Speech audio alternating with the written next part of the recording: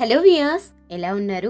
మీరందరూ ఆనందంగా ఉండాలి అని మనస్ఫూర్తిగా కోరుకుంటూ welcome back to our channel. నేను మీ ఆంధ్ర అమ్మాయి నిర్మల. ఇవాల్టి వీడియోలో మన వియాస్ అందరికీ పోలిపాడ్యమి రోజున వెలిగించే 33 వత్తులను కుంభవత్తులతోటి ఏ విధంగా తయారు చేసి వెలిగిస్తారు అనేది ఇవాల్టి వీడియోలో మన వియాస్ అందరికీ తెలియజేస్తున్నాను.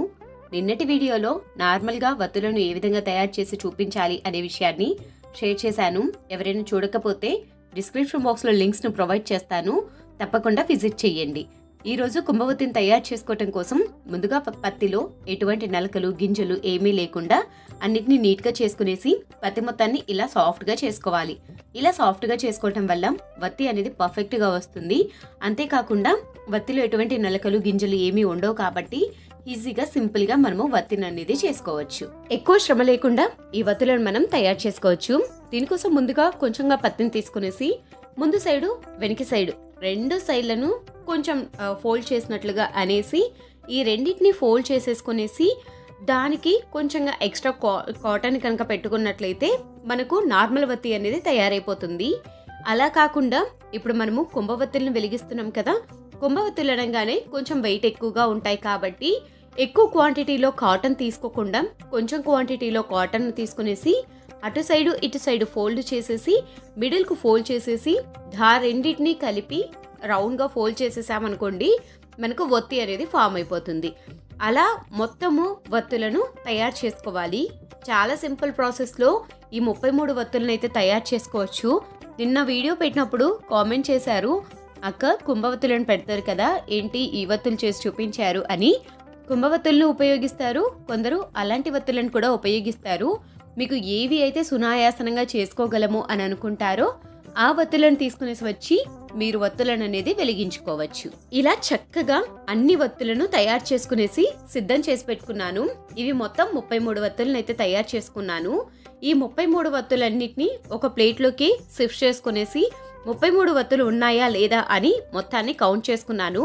ఇప్పుడు పచ్చిపాలు తీసుకునేసి పచ్చిపాలను అలానే తడి చేసుకుంటూ మీకు వీలు కుదిరినట్లయితే 11 వత్తులను 5 వత్తులను జాయింట్ చేసి ఒక జాయింట్ లాగా చేసి వాటికి దారం చుట్టి ఆ తర్వాత వత్తులను తయారు చేసుకోండి. ఒకవేళ మేము అన్నిటినీ మేనేజ్ చేయగలము 31 వత్తులను అని అనుకుంటే పాలను తడి చేసుకుంటూ ఇక్కడ నేను పచ్చిపాలను మాత్రం ఉపయోగిస్తున్నాను.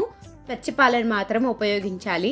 పచ్చిపాలతోటి ఈ వత్తులను ఒక్కొక్కటి తడి చేసుకుంటూ ఇలా చుట్టుకున్నా కానీ మీకు వత్తి అనేది చాలా బాగా స్టిఫ్గా ఉంటుంది.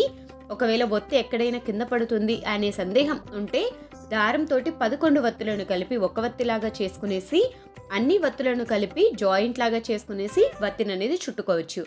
కొందరు ఏంటంటే 11 వత్తులు అలా 33 వత్తులు అవుతాయి కదా, 33 వత్తులను కూడా సపరేట్ గా వెలిగించి కూడా దీపారాధన అనేది చేసుకుంటారు.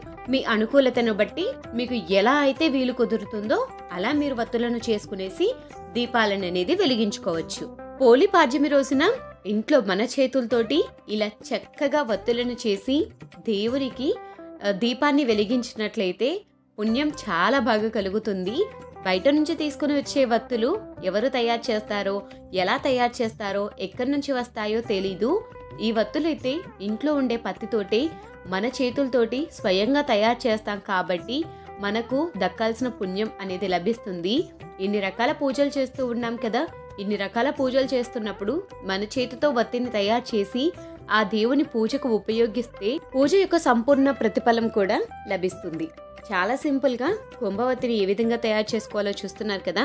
ఇలా అన్నిటినీ జాయిన్ చేసి కుంభవత్తిని అనేది ఇలా చక్కగా తయారు చేసుకోవాలి. ఇలా చక్కగా అన్నిటినీ తయారు చేసుకున్న తర్వాత ఎక్స్ట్రాగా కొంచెం పత్తిని తీసుకునేసి ఆ పత్తిని పై సైడు మనకు ఎంత పొడవు వత్తి కావాలో అంత పొడవు వత్తిగా మనం ఏర్పాటు చేసుకునేసి సిద్ధం చేసుకుంటే వత్తి అనేది తయారైపోతుంది. చాలా సింపుల్ గా కుంభవత్తిని ఏ విధంగా తయారు చేసుకోవాలి చూసారు కదా.